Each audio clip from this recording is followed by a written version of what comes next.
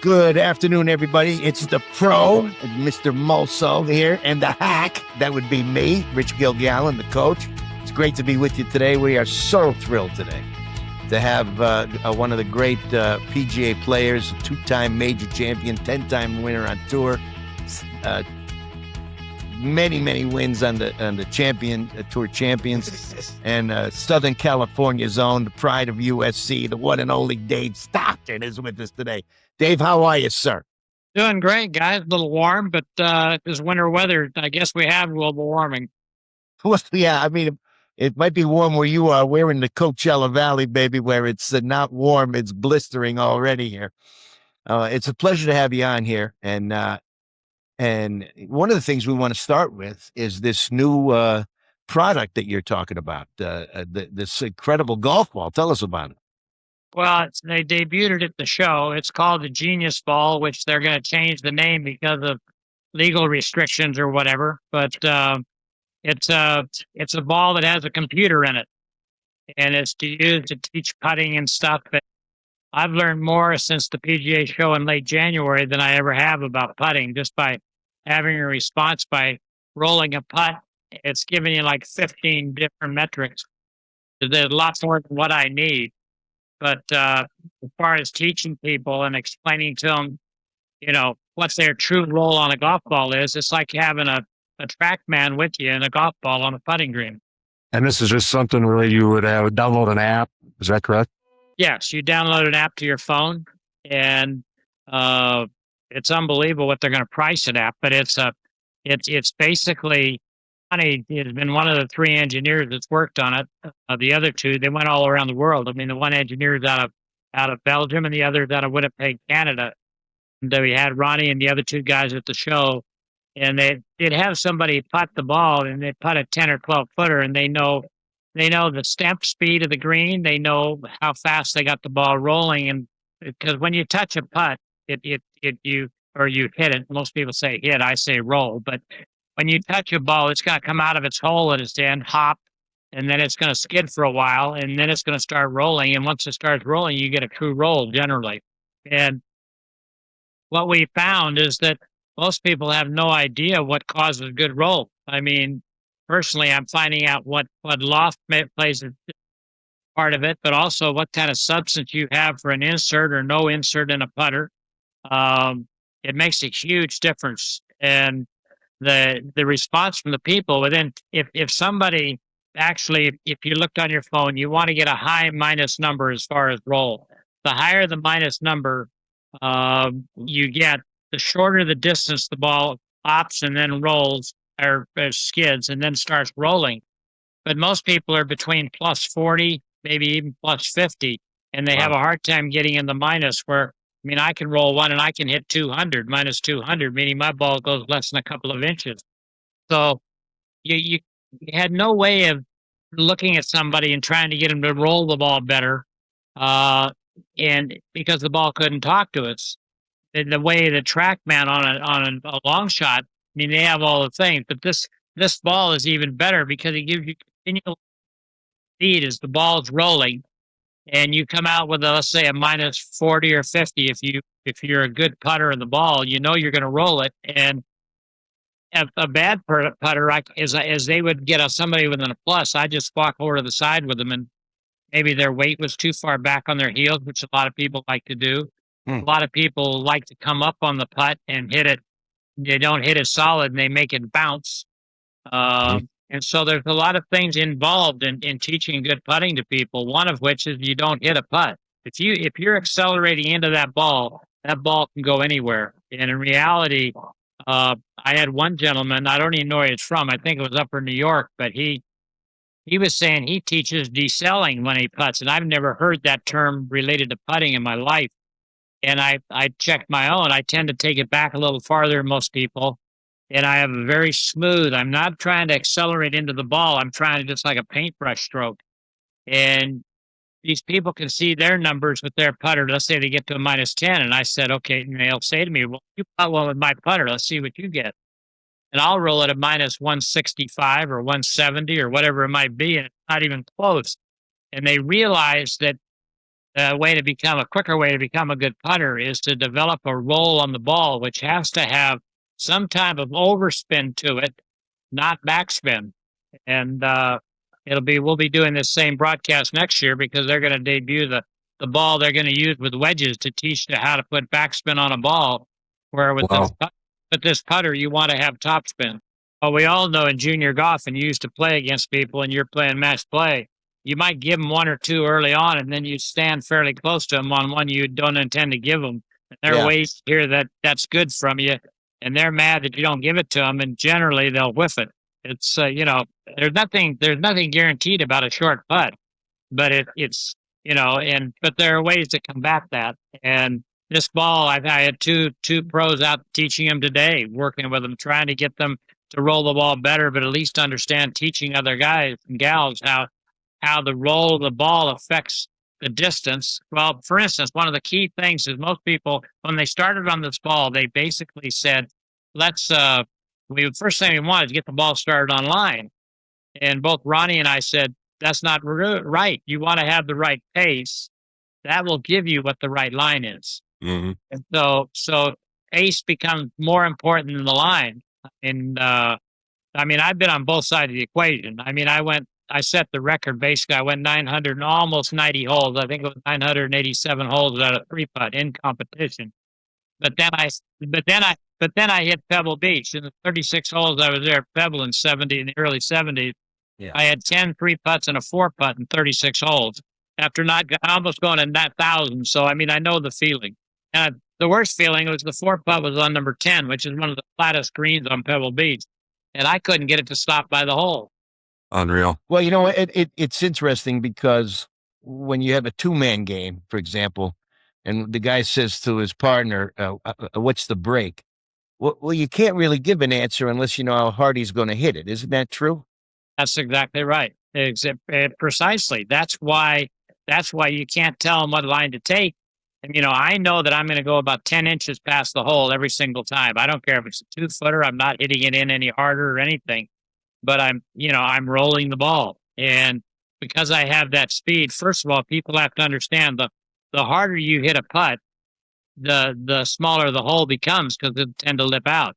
If you have the correct speed, it's only going to go, if you're coming in from the high side and the ball's going to go 10 inches past, it has a good chance of maybe hitting something and falling in, or it's going to spin its way in. But if you're hard, it'll have a really good chance. You saw it at the Players' Championship. A lot of those guys last week, those greens were like putting on a pool table. Right. And you couldn't get the ball stopped. Dave Stockton is our guest today, one of the great golfers in the history of the PGA Tour, if you ask me, a 2-time PGA champion. Can we take you for a minute back in time a little bit to 1970, where you were the only player at Southern Hills under par, winning that tournament. You had Arnold Palmer breathing right down your neck. What was that feeling like, Dave? That was a very interesting week. My dad had me read Psycho-Cybernetics, and I finished it the week before. And I took 2 things out of the book because it was very dry to read. It was hard to read, but I yellow-lined what was important, and I took out the fact that I had to be aggressive. And the other thing is I had to, before I played, I had to picture that I'd already won the tournament. So I arrived and played my first practice round at Southern Hills on that Monday early. I was the first one on the course at 7 o'clock. And I'm looking at people and they have no idea I'm about to win this tournament. And I spent all that week thinking that that's what I was going to do. Now, my wife, Kathy, was pregnant at that time with Ronnie, and she had him exactly 30 days later on September 16th. But all she saw was the parking lot in the clubhouse. So we came into the 18th hole. I made about a 12 or 13 footer to make a par on 17 to retain a 3-shot lead. And I just killed this drive on 18. It's the only time all day I outdrove Palmer. And it was surreal because he hit it on the green and I took out a 9-iron when I had about 160 yards or something and laid it up the right of the green. And class act that Arnold was, he just gave me a thumbs up after I hit it about 20 yards to the right of the green. Yeah. He knew he had no chance. And meanwhile, my poor wife had been in the clubhouse because the drama behind the whole thing is that if Arnold won, that completed his Grand Slam. And I kidded McIlroy last year. I said, "You just can thank me that you're not the seventh person to win the Grand Slam." And six, because Arnold should have got that one. Arnold was snake pick. Boris beat him in '68 in San Antonio. Then I got him in '70. But it was an unbelievable moment because if I win, I win my first major. If he wins, he wins the Grand Slam. And my wife's sitting there watching everybody in the clubhouse, except for her, rooting for Arnold to get the Grand Slam. Isn't that something? It was one of my best accomplishments because nobody gave me that tournament. That tournament I went out and won. It just set me up. I mean, it was the dumb part being on tour and a rookie, starting in '66. Basically, I was one of the ones that helped pass the rule that PGA champions don't get a lifetime like Geiberger did. Yeah. 4 years ahead of me, he had a lifetime. Well, I got 10 years. And then I went, of course, in '76, I went a congressional during our bicentennial year. Yes. Now I asked the PGA, I said, do I get, Another 10? No, all you get is another 10 years. So hell, I won it twice and got 20 years. Man, I saw you cashed a $40,000 check for that first win. Yeah. Yeah, and I noticed Cameron Young just got $4.5 million. I think golf is big. Arnold came in second to you in '70, and so did Bob Murphy. And Mulso and I were just talking about what an amazing golf swing Murphy had. Can you talk about that? Yeah, Murphy was he was interesting. I mean, that was out of our era, obviously. He had a really good swing. He was a pool player by heart, and he was a hustler. I mean, he could flat do anything. He had the weirdest putting I ever seen because of his optic with his eyes. I mean, he had the ball probably 2 feet away from him, but he was. He was, our era. We're not built like the guys nowadays. They're a hell of a lot better shape than we were. I think the caddies now are in better shape than in those days. Tiger hadn't come along. Of course, Nicklaus was a transformation from being big to being really in great shape too. We had a fun time of golf. I think the '70s, late '60s, early '70s was perfect for me.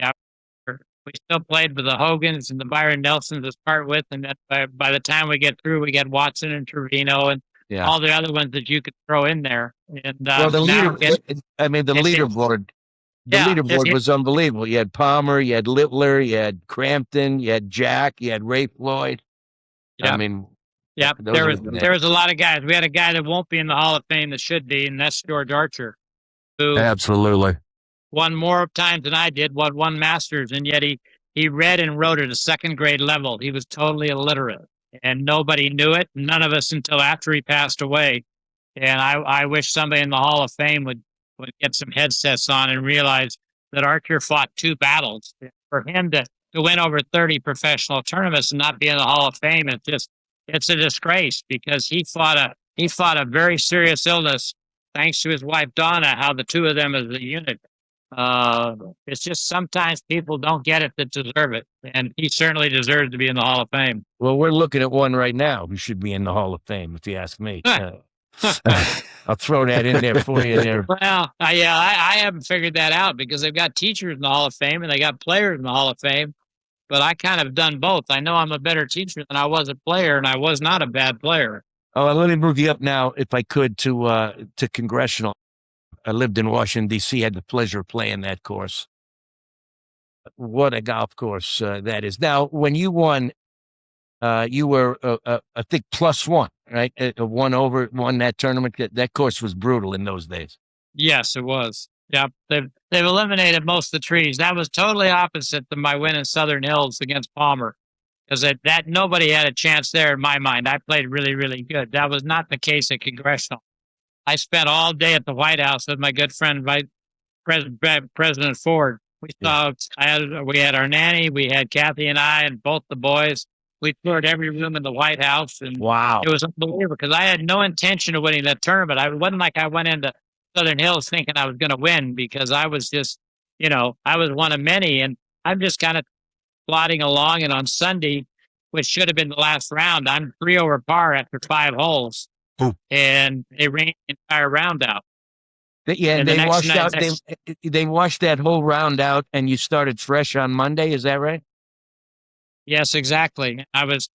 Where I was 3 over. I was now 2 under through the first 5, and I ended up winning by 1 shot.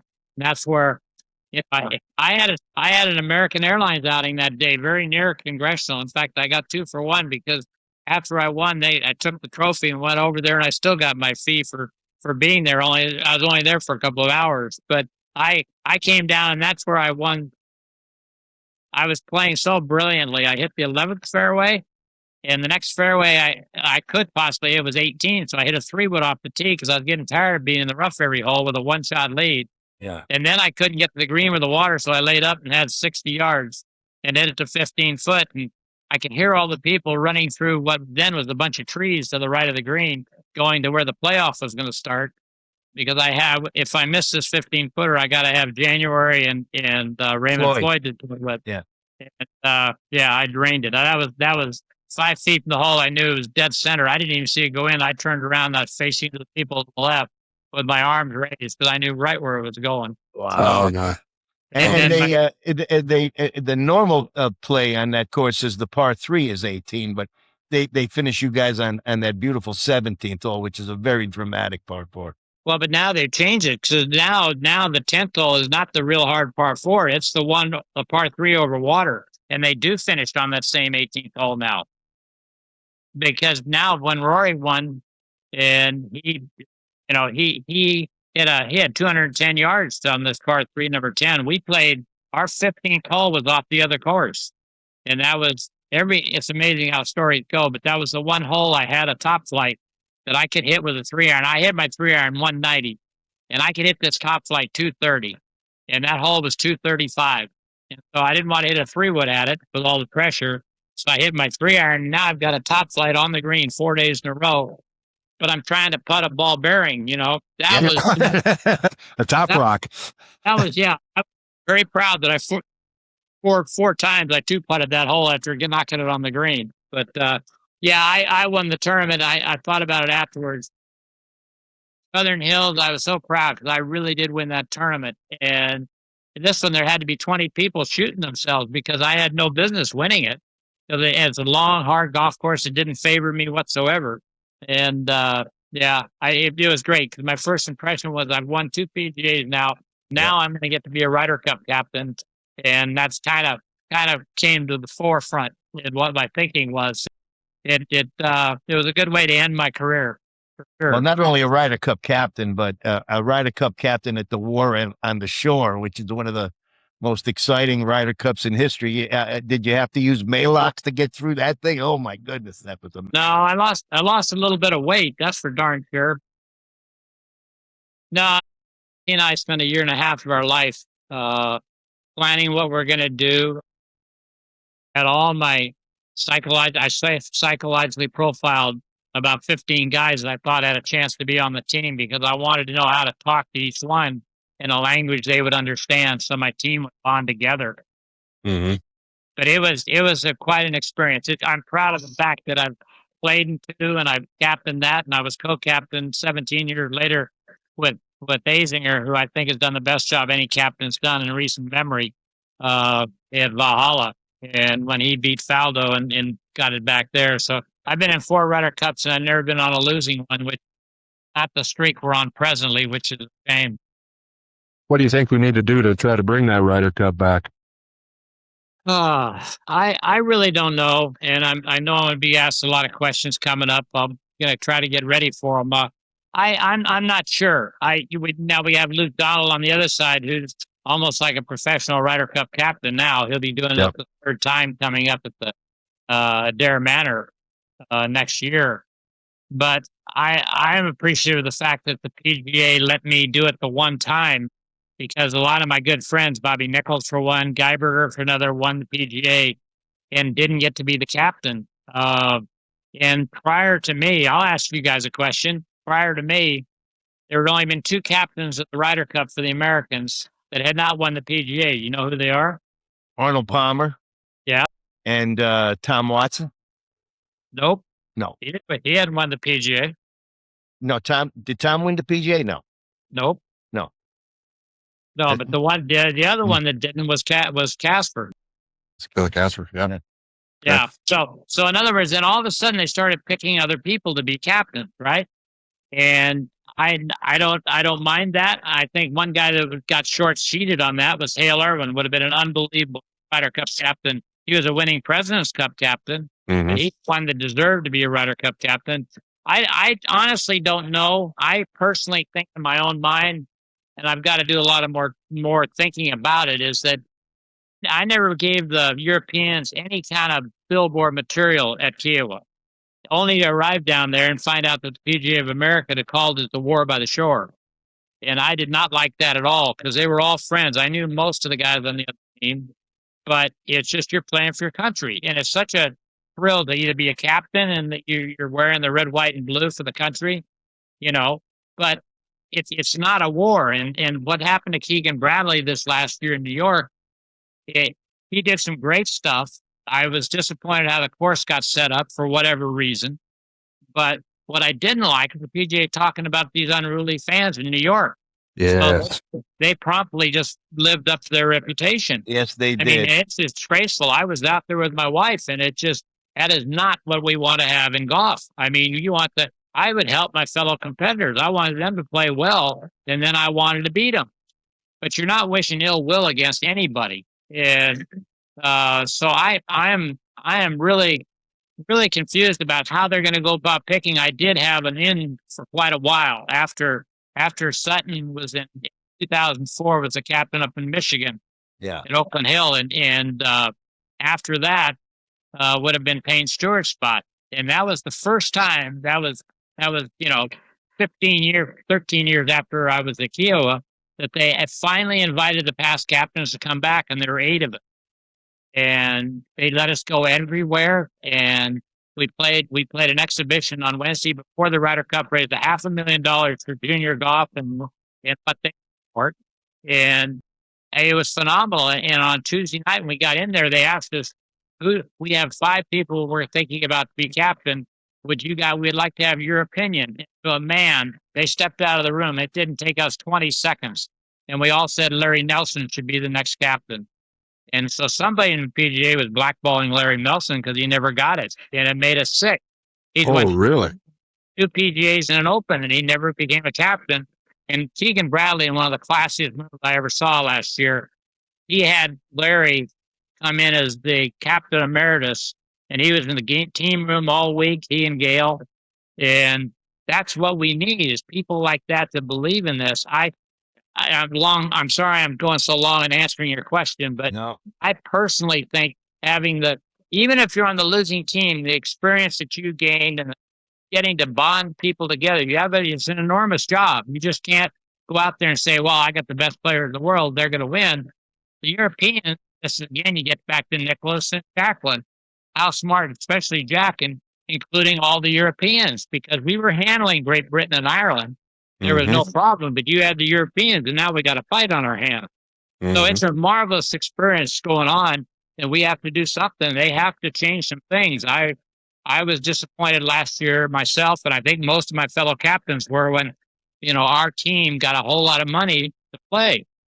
In fact, I thought the Monday morning paper, New York took it easy on them because I thought they're going to show a giant picture of the European hoisting the trophy and said, we got the trophy and you got the money. Yeah.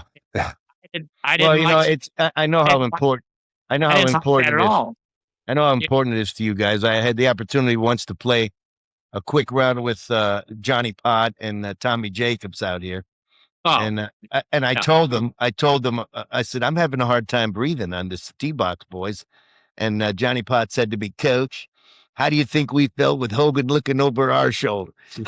Right, sure. I mean, my first Ryder Cup, I was a rookie at Old Warson in St. Louis in '71, and I can remember standing next to the Casper, and they're raising the American flag, and I'm going to be going off in the first group with Nicholas, who I have not played any practice rounds with, an alternate shot, which I couldn't believe, but at any rate. And I'm looking at Casper, and they are bawling their eyes out. And I swear to God, when I got on that first tee, it looked like the size of a marble. No, it is something you think you're prepared for. But Kiowa, oh man, was I ever glad to be the captain, because I'd say, go get him, boys. I'm thinking, man, I'm glad I don't have to hit this. That is some golf course too. I mean, that's a Pete Dye jewel. That one, Kiowa. Well, I was supposed to. The Ryder Cup should have been at a Pete Jewel, because when I got the captaincy, it was due to be at PGA West, and that's only 45 minutes, 50 minutes from my house. Yeah. Next thing I know, American Airlines buys in to sponsor the thing. 24-hour television basically. Yep. And now you got to think about how far it is to the. They need to save 3 hours time, because they get much better ratings. So now I get to go down at Pete Dye. And when I saw the course in January, there wasn't a blade of grass on it. I mean, it was unbelievable. I mean, that is one of the finest things ever done. Pete was so mad that they didn't play the 14th tee on the par 3 way in the heck back there. But it was unplayable from 50 yards ahead. But Dye still was disappointed that it moved back there. Oh, amazing. Amazing. Dave Stockton is our guest here on the Pro and the Hack. What a pleasure to have him here. The 1970 PGA champion at Southern Hills, 1976 champion at Congressional, which is one of the hardest courses I've ever played in my life. Was it bent grass tee to green in those days as it is these days, or? Yeah, but there are two different styles. I mean, Congressional is just so bloody long, and of course they had rain and it played even longer. Yeah. Southern Hills has a little bit of grass issue. Obviously, they get a lot of humidity there and everything else. But that's one of the redos. When Justin Thomas won there in 2022. I thought that was one of the most impressive golf courses. Well, half the trees gone. I had fun with Kathy, because I took her out there and walked the golf course. We went 6 or 7 holes, and she turned to me and says, I thought you were a good golfer, but you're a lot better than I thought you were. It was tough as heck, but that, we're speaking of Cameron Young making $4.5 million, and, and the amount of money these guys play for. And that's how, to me, judge the really good players. And I can start listing my clubs that I've won on between those two, and you can throw in Canterbury and Colonial and Riviera and Firestone, and the one you said I won 10 on the tour. I actually won 11, because I won the Hagen Augusta with Corey Hammer from Florida, whose son just became the USGA president. And that's what I'm proudest of. I mean, big tournaments, and I finished second to Geiberger at Colonial again in the TC. I think it was the third one they ever had. The Players Championship was at Colonial after starting, I think, in Atlanta for a couple of years. But yeah, golf changed, but the influence, and my mind Sunday watching Cameron win that thing was I liked his demeanor on the 18th hole with his mother behind him as he's lining up his putt to win his match against Justin Rose. And he drained that thing, and there wasn't any rah running around. He actually putted to the hole and looked like he was the guy that thought he was going to make it. Yeah, he was very calm, wasn't he? No fist pump. Same thing as what he showed at Sunday at TPC. That's what I kind of hope the next U.S. Ryder Cup team looks like. The individuals expect to win. They don't want to play games on anybody. They just want to go out there and play the game they know how to play. I think it's fine. Well, somebody has to, it has to end. The yelling at the wives and things like that. And the problem is that there's so much resentment, and to a certain extent, rightfully so, by the European team. Well, absolutely. That you just hope it will stop when we go to Europe. Well, it will stop when we go to Europe. I mean, for the most part, I don't know what happened. I mean, to have Rory McIlroy be thrown at that, he's one of the classiest guys, if not the classiest guys I've ever worked with. Yeah, his wife's from New York. I don't get it. It's like these people try out to themselves. I mean, a Phoenix Open comes around once a year, and everybody yells and screams and has a good party, and you're having a bunch of people that aren't golfers out there. Then we play the Masters and the Players Championship. These tournaments that people know what respect is, and you go by it. But somehow or other, we got this thing wrong, terribly wrong in New York, and that was just didn't leave a good taste in any of our mouths. Well, you brought up Augusta and Dave. Well, we have you here. Any comments about your experiences there? Ah, Augusta was the most fun major to play. I would always play Greensboro the week before because it kind of got me in the field for the kind of grasses I was going to. But uh, Augusta is by far the easiest major, and because there's no rough. I'm thinking I was watching those guys for players last week, and there you couldn't find a grass that high in the state of Georgia. I don't think. I mean, it was unbelievable what they grew Yeah. up, right? But the Masters, and especially if you're a long hitter, I mean, I couldn't hardly get up par fives, and I just, I had to plod my way around. But I also knew that it wasn't, there wasn't that much danger as long as you guessed right on 12 at the wind and you didn't hit it left on 11. There are certain places you don't want to go, but I liked it the best. It had great fishing. I won Ah. I won the par three contest there. That's another story. I'm playing and I end up with a three-way playoff with Weiskopf and Orville. We hadn't played very good. I think we were either 22 or 23 were our scores. We get on the first tee. If you never stepped on an 85-yard stand wedge and you got 5,000 people surrounding the green, Yeah. I turned to Weiskopf and I said, I can't believe it, Tom. I cannot believe it. I'm nervous before the tournament even starts. And he looks at me and he said, you're nervous? I looked at him and he was serious, right? And I said, oh, okay. Well, he drew first, right? He hit probably one of the strongest shanks I've ever seen. It didn't even threaten any of the people who went bailing over their heads, dead right. And he walked by me and said, that's not bad for not being nervous. And look, but at Augusta, now they got the kids out there in their little suits and everything playing. Rory's daughter, I remember, made a putt from all the way in the back of the green on 9. I mean, it's just the whole week. You get stuff for everything. You make an eagle, you get 2 of the glasses with the date on and what hole it was and everything. And I got 14 of those suckers, so I made seven eagles somewhere down the line. The plate I got to win the par 3 at 8th place sterling silver tee set. That was a fun week. It was not like the U.S. Open, for instance.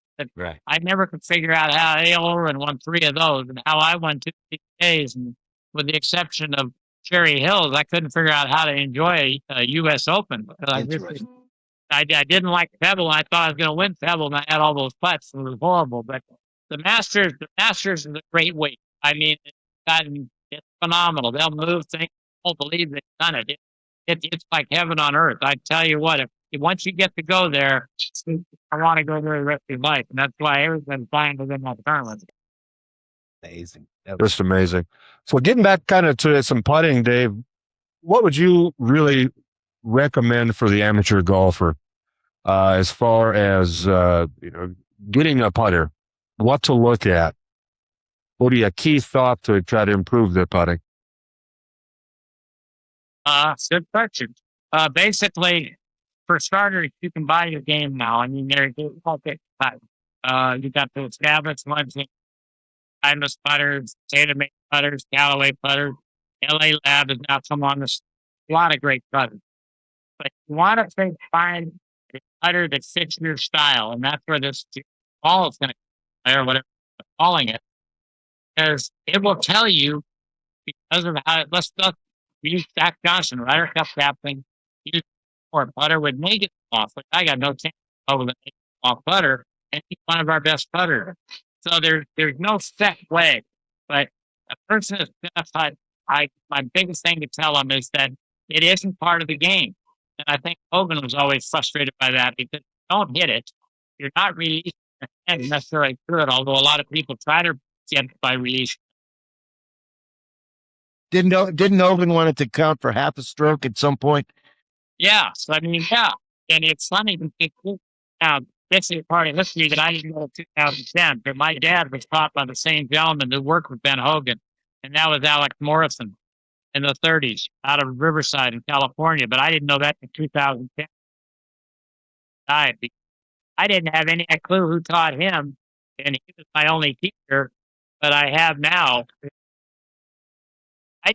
I there needs to be. I'm literally coming out with a new book that's going to tie in with the Genius Ball with Matt Rudy, who wrote my unconscious putting book with Ronnie and David Nile, and what our thoughts were. And it's changed. It's changed since the PGA show that I talked about earlier on the show here.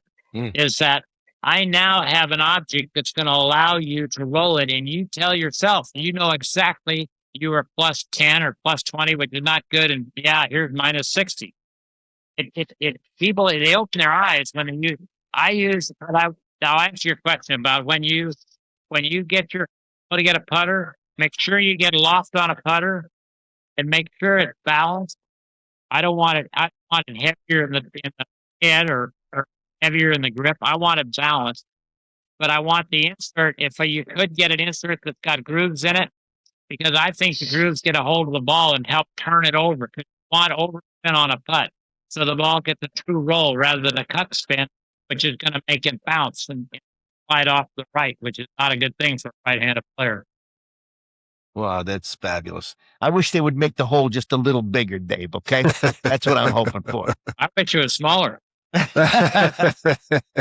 Well, thank you, Dave. What a pleasure. And thank you for your amazing career and for joining us Absolutely. today. It's been an honor and a pleasure. And if you come out to the Coachella Valley, we'll go out on the Dinosaur. How about that course?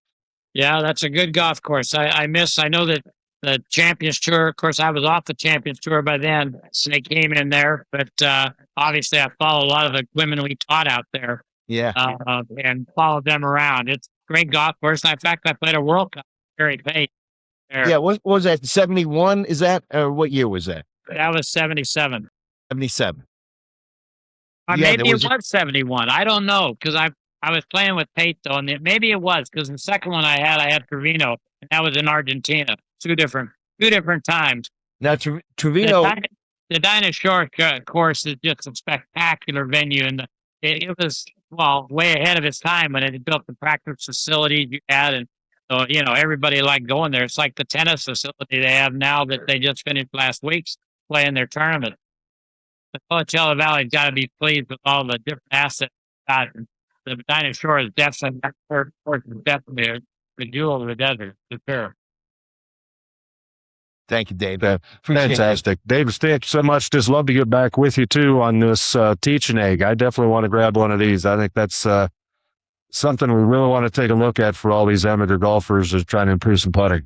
Well, you're gonna want to have it. Caddies are gonna want to get it because they can roll it and they're gonna know what the stem speed is on the green. I mean, it's unbelievable what you have to work with. We've never had it before, and like I said, I never paid attention to it because I didn't want to jinx myself.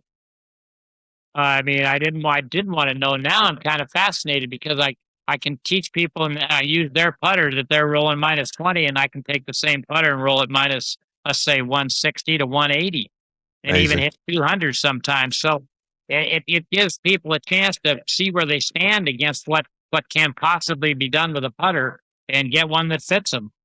That makes sense. Just one more question. I've interviewed a lot of athletes over the last 40 years, and it's my opinion that baseball pitchers and golfers have the best memory of the moment. Now, I asked Catfish Hunter, what did you throw Carly Yastrzemski the first time you faced him? He said, I threw the first pitch high and outside. He took it for a ball. I threw a curve. The second pitch, he hit it into the westbound lane of the Mass Pike over the wall. I mean, it's just there's just the memory of, I mean, what is there one shot in your career that you remember as the best shot? I just made my first hole in one in 71 years finally, so I'm relating to that moment. As soon as I hit it, I felt like it had a chance. What's your best shot that you can remember? Probably when I was one shot ahead of Sam Snead playing the 18th hole at Riviera in the LA Open in 74. And he tried to needle me on 17. He did the darndest thing because on 17, he was outside me about 10 yards. I had 90, he had 100. And I was outside. So he hit rather, and he walked past my ball. I thought he was picking up his divot, and he never stopped walking. We're right in the same line. And he walks up there, marks his ball, which is about 12 feet from the hole, 10 feet, whatever it was. and he just turned around and stood there. So I'm going, you got to be kidding me. And I knock it on, I miss it, he makes it. So now he's only one down. And so he's on the right side of the tee on 18, so I go to the left. I don't want anything to do with him. And I'll be darned, it didn't take 12 seconds or something. He's right there. He said, Dave, I just want to let you know I birdied the last 2 holes here to beat Hogan in 1951. And I just turned around and I said, well, I wasn't hardly born then, but congratulations to you. And he got the message across because he hit it about 70 yards past me down the middle, and I'm up in the hill where they got a plaque. And I thought I was maybe 215 or something, so I could hit my 4-wood. And I had it out of the bag, and my caddy comes back and says, you got 243 into the breeze.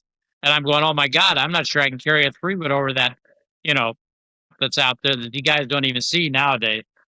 But and Snead is right beside me. He's right by my bag. And I told my caddy, I won't tell you the words I told him to tell Sam to get the hell out of my way. He herded him off like a group of cats. I hit this 3-wood, and I've never hit the green since from there. Knocked it 12 feet, and thank God they didn't have a camera on me because I put my fist under his nose. I said, I guess Mr. Hogan didn't hit it that close, did he? He knocks it on 2 putts, and I hole it and beat him by 2, and then I walked in and told the press everything he did on 17. So that would probably be my best shot. Oh, wow. Would have been it. I asked Sam if he ever lose. Do you ever lose on your home course? He said, well, I'm not undefeated. But what I do is if I do lose, I write him a check, coach. And you know how many of those checks have been cashed? I said, how many, Sam? He said, not a gall darn one. No. And I think that's BS because I don't think he'd write anybody a check myself.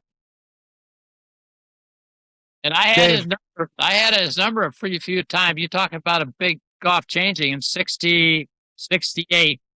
I'd won Cleveland 2 weeks before, and Kathy was still pregnant now with Ronnie coming in, or with David this time. And I get up there, and it's the first $200,000 tournament on our tour, and I beat him by 4 shots and won $40,000. He won 24, which was his largest check on tour for a long time.